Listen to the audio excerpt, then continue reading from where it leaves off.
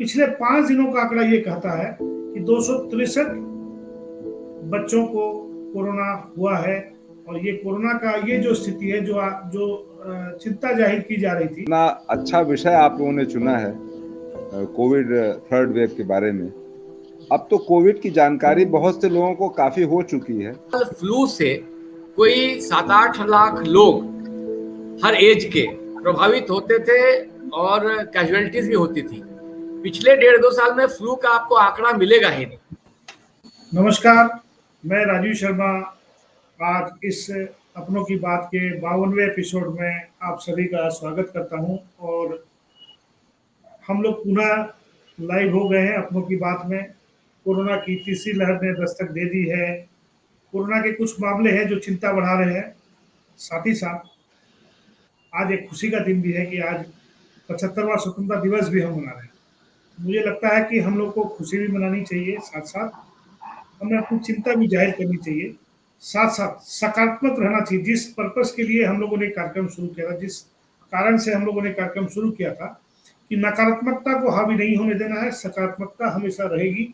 और जब तक हम सकारात्मक रहेंगे तब तक कोरोना हमारा कुछ नहीं बिगाड़ सकता है, क्योंकि कोरोना में भी इम्यून सिस्टम का बहुत बड़ा रोल है। अगर इम्यून सिस्टम आपका बेटर होता है तो आप बेहतर फील करते हैं। और वो बेहतर इम्यून सिस्टम तभी होता है जब आप सकारात्मक।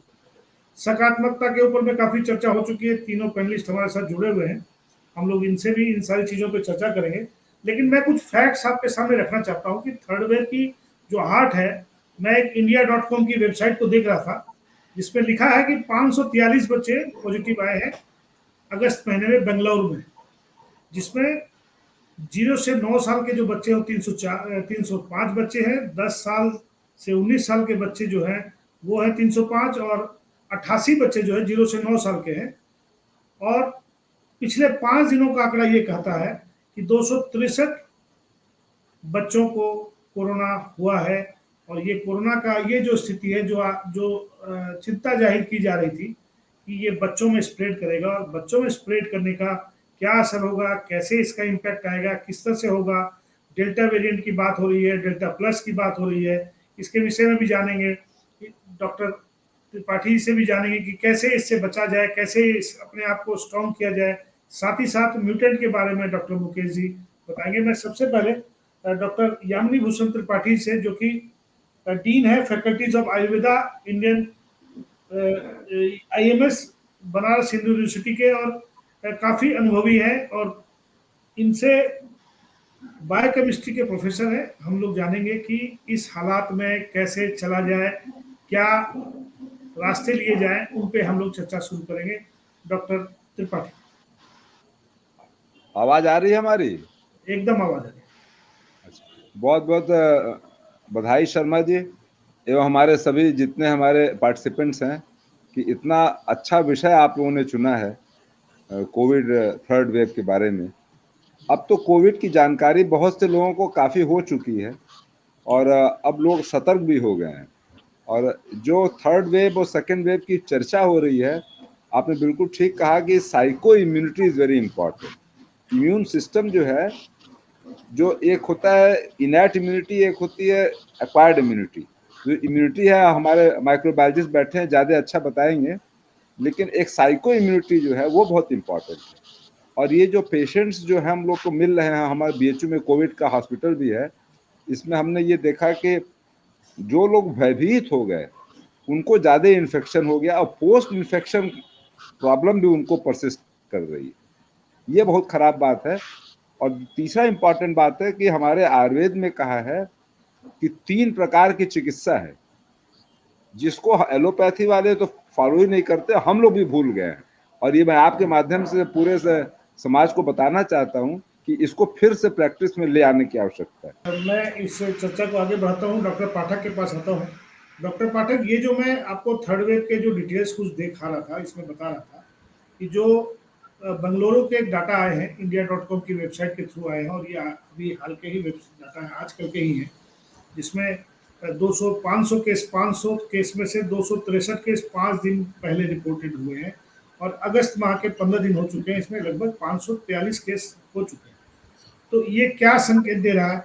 क्या स्कूल खुलने से ये समस्या बढ़ी है या सरकार को और भी कुछ सोचना चाहिए था कि जो पैटर्न पहले पकड़ा गया था कि एक तरफ तो सरकार ये कहती है कि वैक्सीन जरूर से लें, बच्चों को बिना वैक्सीन दिए स्कूलों में भेजना कहाँ तक सही साबित होने वाला है, और इससे बच्चों को जब कोविड होगा तो उस स्थिति में घर वाले कैसे निपटेंगे उससे, क्योंकि वो बच्चे तो छोटे भी हो सकते हैं, क्लास 8 से लेके 9 से लेके जो बच्चे जाएंगे उनके साथ तो पेरेंट का होना हर जगह बहुत जरूरी हो जाएगा। जी डॉक्टर पाटिल। ऐसा है राजीव जी कि इसमें 3-4 बातें ध्यान देने योग्य हैं।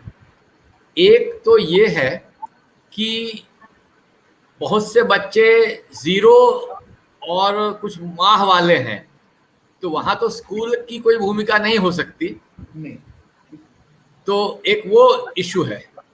दूसरा इशू ये है कि अभी बच्चों के लिए वैक्सीनेशन की तैयारी आपके पास नहीं है, तो ये दूसरा मुद्दा है।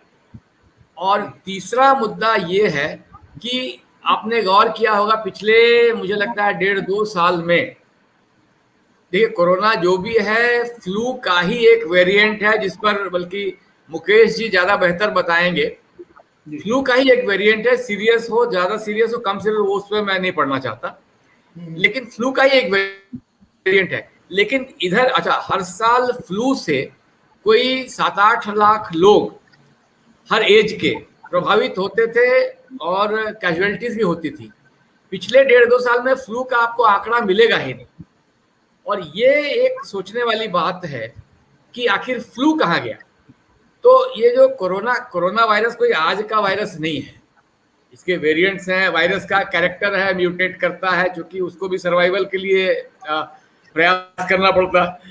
तो म्यूटेट तो वैरायटीज होते हैं, लेकिन उस म्यूटेशन के साथ साथ ह्यूमन इम्यूनिटी भी अपने आप को तैयार करती है, साइकोलॉजिकल, वो बड़ा ही इंपॉर्टेंट है। और दूसरा कहा खान पान से इम्यूनिटी आपकी बढ़ती है, इम्यूनिटी से ही हम रोगों से लड़ते हैं।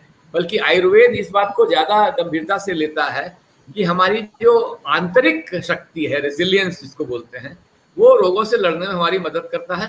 और जब हम इस रेजिलियंस को बाहरी एजेंट्स से, जैसे ड्रग्स वगैरह से मजबूत करने की कोशिश करते हैं, तो हमारी आंतरिक रेजिलियंस जो है वो कमजोर हो जाती है और बाहरी एजेंट पर निर्भर हो जाती है।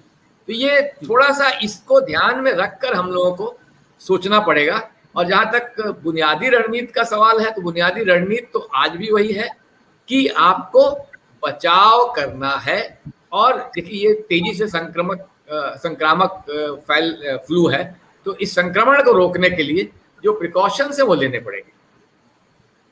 ठीक है, मैं इस चर्चा को आगे बढ़ाता हूँ, डॉक्टर मुकेश जी के पास जाता हूँ। डॉक्टर मुकेश पहले भी इस कार्यक्रम में आ चुके हैं और माइक्रोबायोलॉजिस्ट हैं, कोविड लैब के इंचार्ज भी हैं NMCH सासाराम के। सर पहली बात तो अभी तक हमने जो सेकेंड वेव है उसको क्लोज अभी किया नहीं है हमने जी, तो ये हम बोल नहीं सकते कि सेकेंड वेव चला गया है। और जहाँ तक कि थर्ड वेव की जो हम लोग सारे लोग चर्चा कर रहे हैं, वेट कर रहे हैं कि अब थर्ड वेव आएगा सर, लेकिन जो कॉमनेस्ट और जो मेजर चैलेंज है वो है सर ह्यूमन बिहेवियर सर। तो ये ह्यूमन बिहेवियर जो हमारा जो है सबसे सेकेंड कॉमनेस्ट चैलेंज है। इसमें जो हमें है सर कि लोकल लेवल पे इसका हमें ध्यान रखना है। लोकल लेवल क्या है सर, अगर किसी भी रीजन में 10% से ज़्यादा या suddenly there is increase in number of covid positivity test, तो हमें तुरंत उसको रेस्ट्रिक्शन करना होगा स्प्रेड के लिए सर। जहाँ तक कि सर आप बात कर रहे हैं कि ये थर्ड वेव में कौन से वेरिएंट आ रहे हैं, बिगनिंग से लेके आज से लेके अल्फा से लेके ईटा तक, अल्फा बीटा गामा डेल्टा ईटा, बहुत सारे वेरिएशंस आए हैं। जो हमारे यहाँ कॉमन थे सर वो डेल्टा वेरिएशंस थे। डेल्टा में हमारे बहुत वेरिएशन आया, 16, 1.6, 1.17, नाउ अभी जो डेल्टा का जो वेरिएशन है 0.2 चल रहा है सर। तो ये जो डेल्टा वेरिएशन को मैंने आपको बताया कि रिसेप्टर की वजह से ज़्यादा ट्रांसमिसिबिलिटी उसकी बढ़ जा रही है सर। तो ये अब टारगेट है कि जो बच्चे इम्यूनाइज नहीं हुए, कुछ हमारे अभी भी हेल्थ वर्कर, कुछ अभी भी हमारे पॉपुलेशंस हैं जो कि 30% से ज़्यादा अभी तक इम्यूनाइज नहीं हुए हैं, तो सर वो लोग ज़्यादा रिस्क पे हैं सर। कि ये बोला जाए, ठीक है। बट सडनली आपने बेंगलोर की बात बोली, फिर चंडीगढ़ में दो स्कूल को सडनली बंद कर दिया, 5-6 बच्चे हैं। तो ये focus sir, according to data ये जो बोल रही है, जो हमारे आईआईटी हैदराबाद एंड रुड़की, उन्होंने एस्टिमेट किया हुआ है कि दैट थर्ड वेव के जो starting maybe August end और सितंबर end it is going to peak in October. So seeing this 2 to 3 months of the gap, ये बात इन्होंने कही कि भाई फियर साइकोसिस डेवलप नहीं होना चाहिए। और डॉक्टर पाठक, हम लोग जो संदेश देते थे कि सोशल डिस्टेंसिंग मेंटेन होनी चाहिए, मास्क का इस्तेमाल करना चाहिए, जब से कोविड की सेकेंड लहर का डाउन ट्रेंड आया है, तब से बाज़ारों में मास्क का उपयोग घट गया है, सोशल डिस्टेंसिंग कम हो गई है, पार्टियां होने लग गई हैं और सारी वो चीज़ें होने लग गई हैं जो कोविड 1 और 2 के बीच के जो हालात थे, लगभग वैसे वैसे हालात बनने लगे। इस पे तो एक चिंता जाहिर करने का ये समय है, इस पे चिंता जाहिर होनी भी चाहिए। डॉक्टर मुकेश भी बताएंगे, डॉक्टर पाठक भी बताएंगे, डॉक्टर त्रिपाठी भी बताएंगे कि जीवन स्तर में जो बदलाव तुरंत हम लोग ले आते हैं कि भाई अब कोरोना चला गया, अब कोरोना आने वाला है, तो ये जो जाने वाला और आने वाला है, इस पीरियड को कैसे देखेंगे? क्योंकि पिछली बार भी जब फरवरी महीने में, दिसंबर, जनवरी, फरवरी महीने में लगातार सूचना के बावजूद भी, लगातार जानकारी देने के बावजूद भी लोग कॉशस नहीं कर रहे थे, लोग अपने बचाव के रास्ते नहीं अपना रहे थे। अभी के हालात में क्या लगता है आपको कि कितना बचाव का रास्ता लोग अपना रहे हैं और किस तरह से इसको देखते हैं? बीच में तो हम एप्रन पहना दिया जाता है, लेकिन साइड में पूरी उनकी जो फेस शील्ड रहती है खाली रहती है, और मास्क है भी और नहीं भी है। तो पॉइंट तो बिल्कुल सही है, क्योंकि ये वायरस जो है सर, मेनली जो ट्रांसमिट होता है डिपेंड अपॉन द कंसंट्रेशन। अगर कोई स्नीज कर रहा है, कफ कर रहा है, तो कितनी कंसंट्रेशन में वो एयर सोल्स में आ रहे हैं, और नेक्स्ट बंदा नियर टू ही डियर जो भी है, how much is inhalating for how long, depending upon that sir ये इनकी मैनिफेस्टेशन अपना पैथोजेनेसिस से स्टार्ट होता है। तो डेफिनेटली जो सबसे स्टार्टिंग में मैंने बोला था, जो हमारा जो ह्यूमन बिहेवियर जो है, ये जो एडवर्टाइजमेंट कंपनी है, एग्री टोटली ऑन दैट। लेकिन सर हम इसको मिनिमाइज आज भी कर सकते हैं कि अगर कोई एसेंशियल काम नहीं हो तो we should not do travel, non essential travel को हमको मिनिमाइज करनी है। ठीक है। ये वैक्सीनेशन की जो प्रॉब्लम आ रही है अभी भी कुछ कुछ क्षेत्रों में, लेकिन हम लोग ये देख रहे हैं कि वैक्सीनेशन काफ़ी स्पीड में हो रहा है, सभी तरफ हो रहा है। जैसा कि आपने बताया कि 50 करोड़ से अधिक लोगों को वैक्सीनेशन हो चुकी है डॉक्टर त्रिपाठी ने, और 80 करोड़ के आसपास लोगों में हर्ड इम्यूनिटी डेवलप कर चुकी है। तो अभी तीसरी वैक्सीनेशन की डोज की बात हुई आ रही है। डॉक्टर साहब, मैं एक बात जानना चाहूँ, जब जब हम लोग सेकेंड वेव की बात करते थे, आप रोज लगभग 2500 केस को जांच कर रहे थे, जो भूलिएगा। अभी क्या हालत है, कितने केसेस आप रोज? अभी भी हालत वही है। उस समय पॉजिटिविटी रेट हमारी 50-60% चल रही थी सेकेंड वेव में, और आज के डेट में मेरी positivity rate less than 2%। And मैंने बोला कि पिछले 1.5 महीनों में हमने अभी तक एक भी पॉजिटिव केसेस नहीं देखे हैं। ये थोड़ी सी हमें बूस्टअप करती हैं, और हमारे टेक्नीशियंस, हमारे जो हमारे हॉस्पिटल की इन्वायरमेंट है, थोड़ी सी स्ट्रेंथ आती है फाइट करने की। देर ओके, कोई घबराने वाली बात नहीं है, अब हम लोग मैनेज कर सकते हैं। डॉक्टर पाठक, जो बात डॉक्टर साहब कह रहे थे, ये गया नहीं है, ये है। बिल्कुल। और हाँ, आप है। जब फ्लाइट में सफर करते हैं तो कहीं ना कहीं आप भी उसको लेके घूमते हैं। तो ऐसी स्थिति जो हम लोग बार बार कहते हैं कि सोशल डिस्टेंसिंग मेंटेन कैसे हो, सरकार किस तरह का बिहेवियर मेंटेन कराने के लिए किस तरह के प्रयास करे, स्थानीय प्रशासन में, जैसा कि हम लोगों ने धनबाद में देखा, कल से शायद ड्राइव चलने वाली है, तो ये ड्राइव चलाने की आवश्यकता क्यों है? और ड्राइव चलाए बगैर क्या हम लोग सुधरने को तैयार नहीं है? हम लोग को यही चाहिए कि हम लोग जब घर से निकलें तो मास्क जरूर लगाए। सरकार को भी कुछ रास्ते बनाने चाहिए, जैसे एक गाड़ी में अगर घर के 3 आदमी जा रहे हैं, एक ही घर के हैं, तो तीनों को मास्क लगा के बैठना है घर में, भले वो मास्क लगाए या ना लगाए। तो सरकार को भी जो कोविड के जो अप्रोप्रिएट बिहेवियर है, जो उनको प्रोटोकॉल बनाना है, वो भी इस तरह से बनाए कि जो प्रैक्टिकल हो और प्रैक्टिकल वे में वो चले। डॉक्टर पाठक, नहीं, देखिए इसमें भाई मास्क लगाने का जहां तक सवाल है, तो घर में लगाए या ना लगाए, बाहर तो लगाना चाहिए, उसमें कहीं कोई दिक्कत नहीं है। और ड्राइव चलाने की जहां तक बात है, तो आप देखिए ड्राइव तो यहाँ मतलब हर चीज के चलाना पड़ता है। आपको टॉयलेट कैसे जाना उसके लिए ड्राइव चलाना पड़ता है। सरकार का करोड़ों करोड़ अरबों रुपया खर्च हो गया। हेलमेट में सर आपका फटेगा या टूटेगा, उसके लिए सरकार को ड्राइव चलाना पड़ता है। ये तो अजीब सोच ही विचित्र है ना।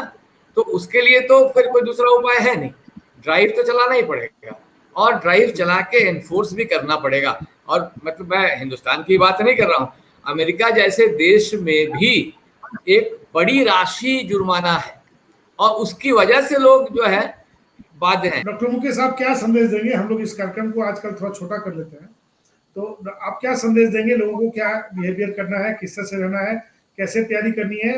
सितंबर महीने का आपने एक लाइन खींच दी, बड़े धीरे से आपने, वो कहते हैं ना कि जोर का झटका धीरे से आपने दिया है। तो नहीं वो सर, जो ये सितंबर जी ये जी हाइपोथेसिस के बेसिस पे है सर, क्योंकि जो पीछे जो हमने पेंडेमिक्स का जो साइकिल था, उस साइकिल को देख के ही एक निकाला गया। जैसे कि सेकेंड वेव का जो आईआईटी आपके हैदराबाद, और उन्होंने बोला था कि सेकेंड वेव आएगा जिस पीरियड में, एग्जैक्टली उसी पीरियड में आया था। एग्जैक्टली सेम उन्होंने थर्ड वेव के लिए बोला था। मोर और लेस ये जो है आपके सितंबर से, लास्ट वीक से या मिड से स्टार्ट होंगे, और पीक तो अक्टूबर में ही है सर। तो ये तो उनके डाटा के बेसिस पे मैंने बोला कि यहाँ से स्टार्ट हो गया। और अभी भी हम देख रहे हैं फोकाई में कहीं कहीं, अगर आप आज भी देखेंगे तो डेल्टा प्लस का वेरिएशन का जो डाटा है अभी भी आपको मुंबई, केरला, ये सब में अभी भी हमको दिख रहा है। तो इसको स्प्रेड होने में ज़्यादा वक्त नहीं लगेगा। कब? क्योंकि अगर हम संदेश के रूप में बताएं, हम इसको अभी भी प्रिवेंट कर सकते हैं, ऐसा नहीं है। ये जो कोरोना वायरस है वो कमजोर होगा, जितनी बार म्यूटेंट होता है उतना कमजोर होता है। कहीं ना कहीं फर्स्ट वेव से सेकेंड वेव जरूर खतरनाक रूप ली, लेकिन ये डाटा भी है कि थर्ड वेव हो सकता है उतनी खतरनाक साबित नहीं हो। उसको बॉडी के अंदर इतनी इम्यूनिटी डेवलप हो गई है, हर्ड इम्यूनिटी डेवलप हो रही है। बच्चों को जब वैक्सीनेशन हो जाएगी तो मुझे लगता है कि पूरा देश सिक्योर होगा।